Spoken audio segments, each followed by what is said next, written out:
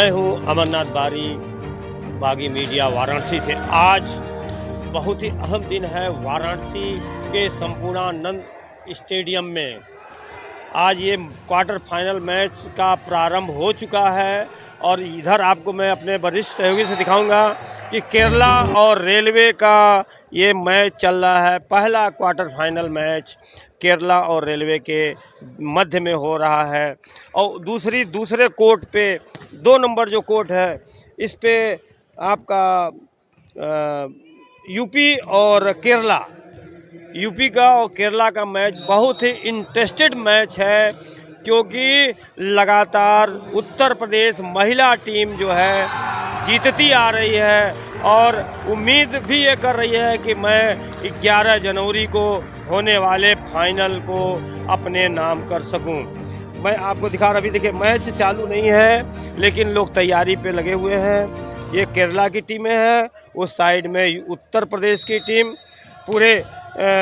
पूरी तैयारी के साथ आज यहाँ पे है और ये संघर्षपूर्ण मैच चल रहा है। ये मैं आपको दिखा रहा हूँ कि देखिए ये मैच बहुत ही, अभी स्कोर है 7 और 10, रेलवे 10 है और केरला 7 है और ये पहला राउंड चल रहा है। 3 राउंड होना है, 3 राउंड में अगर केरला अपनी बाजी निकाल लेती है या रेलवे निकाल लेता है तो कल सीधे सेमीफाइनल का मैच होगा।